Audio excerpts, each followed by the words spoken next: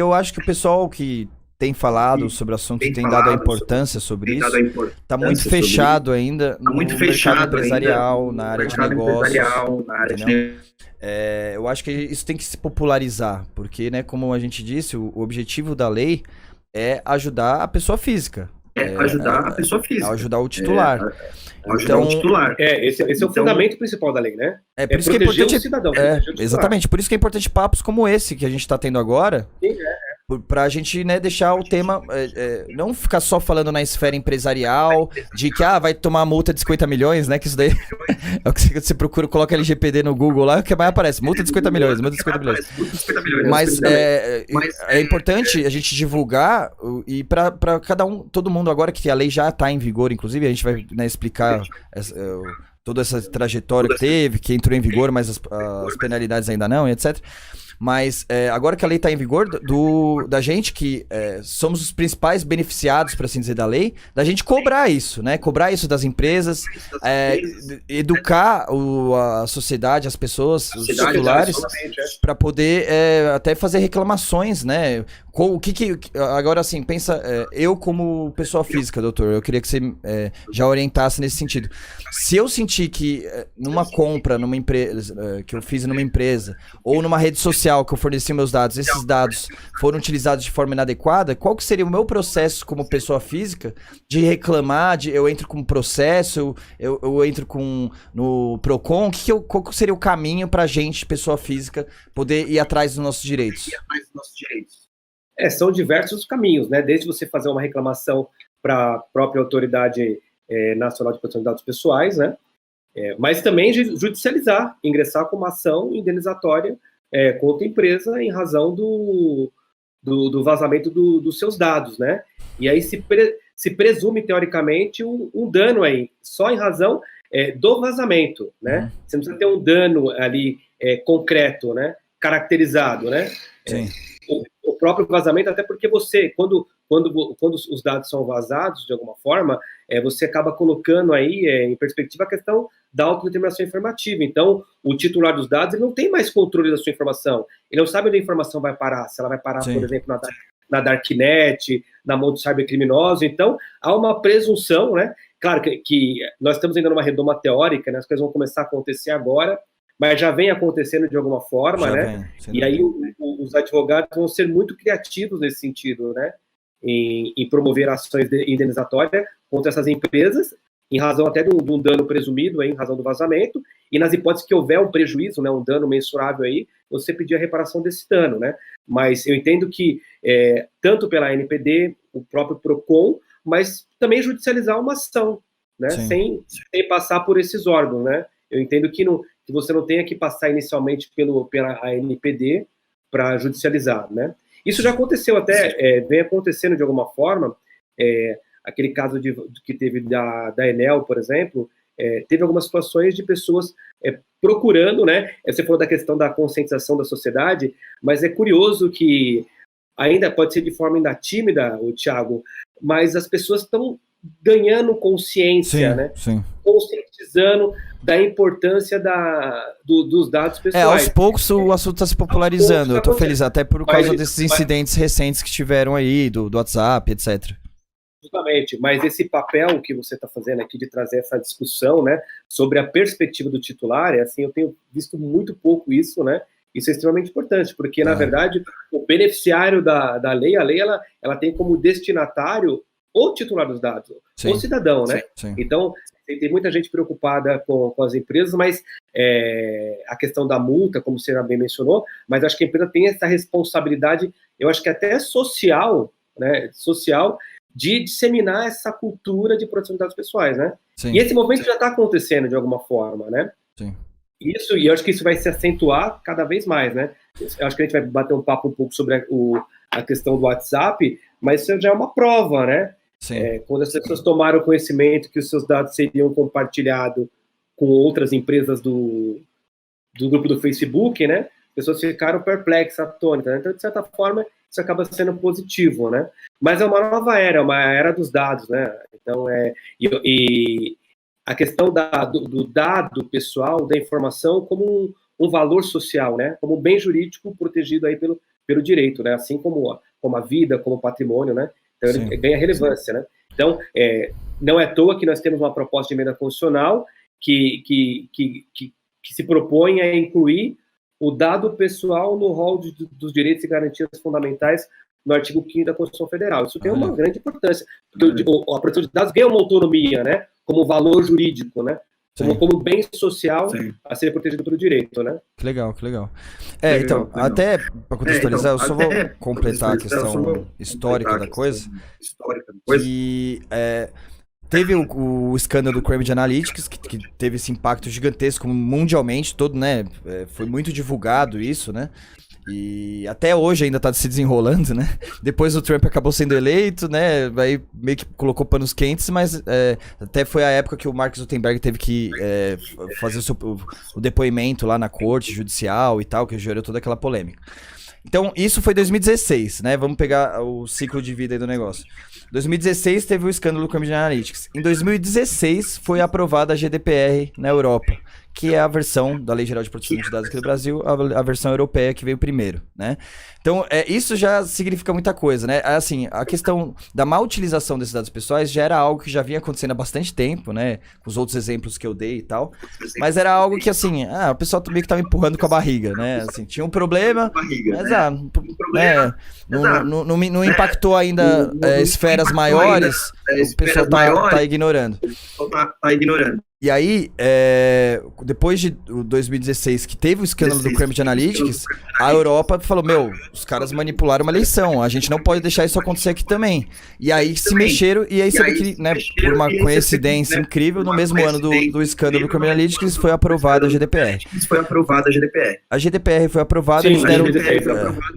Isso, daí a GDPR foi aprovada, teve 2 anos de vocatilegios, né, doutor Jair, me ajuda que essa palavra é latim, né, já não manjo. Como é que é? Vocatio legis. Vocatio legis, isso. Aí teve 2 anos de vocatio legis, que é o prazo para as empresas se adequarem a essas novas normas, essas novas regras aí que a lei exigia. E aí, passou esses 2 anos, ela oficialmente entrou em vigor. Isso foi em 2018. 2016, 2018. Em 2018, a GDPR entrou em vigor, automaticamente dentro da lei, ela exige que as empresas, além de se adequar, ela só façam transações comerciais ou só compartilhe esses dados pessoais para outras empresas que também estiverem adequadas aos requisitos da lei. Então, isso faz com que o mercado acabe se auto-auditando. Uma empresa acaba auditando a outra, né? E, nesse sentido, começou a impactar muito também as empresas multinacionais ou as empresas que fazem importação e exportação. E aí, como a Europa começou a auditar as empresas dos outros países, isso fez acabou gerando uma mobilização mundial, né? E o Brasil, como também, né, tem muitas negociações de importação e exportação com a Europa, viu que se não se adequasse ia ser impactado e isso ia prejudicar muito a economia do país. E aí, né, novamente, por uma coincidência, em 2018, que a GDPR entrou em vigor, a LGPD foi aprovada aqui no Brasil. Na época era pelo Temer, né? Ela foi aprovada nesse mesmo ano. E aí teve o mesmo prazo, teve o prazo de 1 ano de vocatio legis, de adequação, que foi estendido, acabou sendo 2 anos também, que terminou em 2020. Porém, teve essa questão aí da pandemia, que acabou mudando, né, a perspectiva de todo o mercado, né, uma coisa totalmente nova. E aí ela foi um pouquinho prorrogada e tal, brigou, né, doutor? Mas acabou que ela foi aprovada em 2020, então a lei já está em vigor, já é válida, então já é um direito que a gente tem. Porém, as sanções administrativas, que são as multas, as penalidades, ela foi estendida e só vão entrar em vigor efetivamente as sanções, tá? Em agosto de 2021, agosto desse ano. Então, por isso que o pessoal, as empresas estão extremamente preocupadas que ninguém quer tomar essa multa. Então, todo mundo está tentando se adequar até agosto desse ano, porque depois que realmente as sanções forem aprovadas, aí realmente muita empresa pode ser impactada por isso.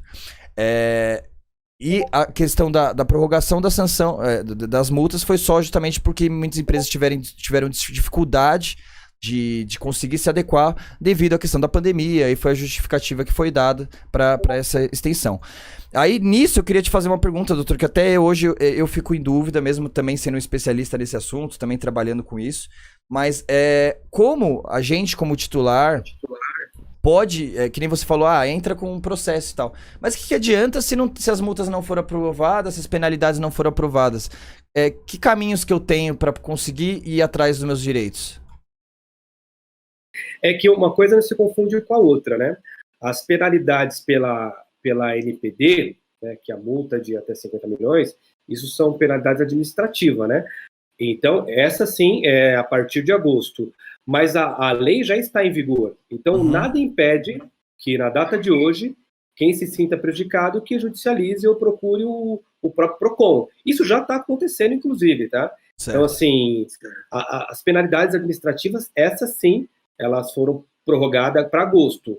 Mas o titular, ele pode judicializar com o fundamento da LGPD, porque os demais dispositivos da lei, eles estão em pleno vigor. Né? Então, em pleno vigor. Então, mas daí assim, mas daí a empresa não pode ser multada.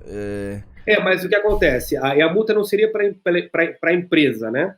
Seria uma ação indenizatória normal, com pedido de ressarcimento de perdas e danos, digamos assim, entendeu? Legal. O fundamento da LGPD. Né? Entendi. Então, perdas e danos, então o cara poderia ter que pagar uma multa porque prejudicou o titular de alguma forma, ou também danos morais, né? Se for algo correlacionado, sei lá, uma foto pessoal, um dos nudes aí, né? Que nem aconteceu com a Lilia Dickmann, alguma coisa que, né, gerou um transtorno psicológico, ele poderia entrar com danos morais, por exemplo? Sendo mais técnico, a natureza não é de multa, é uma natureza indenizatória. E é importante lembrar que existem outras legislações que também versam sobre proteção de dados pessoais. Por exemplo, o Código de Defesa do Consumidor, ele já trata a questão de proteção de dados pessoais. Inclusive, aquele caso da Cyrela, que foi bastante popularizado, ele, salvo engano, ele foi fundamentado também, a sentença foi fundamentada no artigo 43, salvo engano, da LGPD. Então, existe a LGPD, ela não está no vazio legislativo, né? Existem outras legislações também que tratam da questão da proteção de dados pessoais, né? Mas, independente disso, hoje é possível você fundamentar uma ação com base na LGPD. Isso totalmente divorciado das sanções administrativas. Então, porque eu estou sentindo muito essa falta... Essa falsa sensação de segurança que muita empresa está tendo, de como as penalidades foram prorrogadas para agosto, muito cara ainda está meio que confortável, tá fazendo, mas não. Então, assim, beleza, você tem um nível de risco menor, porque você não tem risco de ser penalizado por questão da multa em si, mas você pode sim ser processado, você pode ter percas financeiras com processos indenizatórios. Isso já pode acontecer, já está acontecendo desde que a lei entrou em vigor, então. E outra coisa interessante, foi vinculado também, salvo engano, acho que o Renato Opsi-Blum, que publicou esse artigo, né, de algumas reclamações trabalhistas que estão fundamentadas na própria LGPD. Olha só. Reclamação trabalhista. Então, o próprio trabalhador, né, o próprio funcionário, o reclamante aí, pleiteando os seus direitos aí com relação à questão de proteção de dados pessoais com base na LGPD. Então, a gente está saindo aqui indo para a esfera trabalhista, né? Mas que tipo de dado, nesse sentido, que você acha que poderia ser prejudicial na esfera trabalhista? O salário do cara? Eu imagino que, de repente... Testado médico? De repente, o descumprimento de algum princípio da LGPD com relação ao tratamento dos dados do colaborador pela empresa, pode ser, né? Imagino que seja alguma coisa nesse sentido, né? Exigir dados e não pegar o consentimento.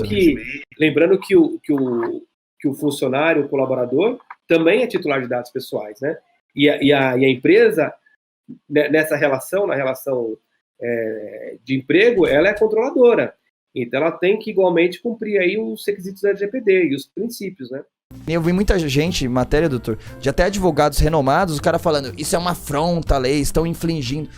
Não, assim, não é tão simples assim você apontar sem entender toda a história, o que tá por trás disso e realmente o processo em si deles de como é feita essa coleta e o tratamento dessa informação. E aí você mencionou do consentimento, lembrando que não basta você ter uma base legal, você vai ter que ir lá para o artigo 6º da LGPD e também percorrer os princípios, que você já mencionou brevemente, né?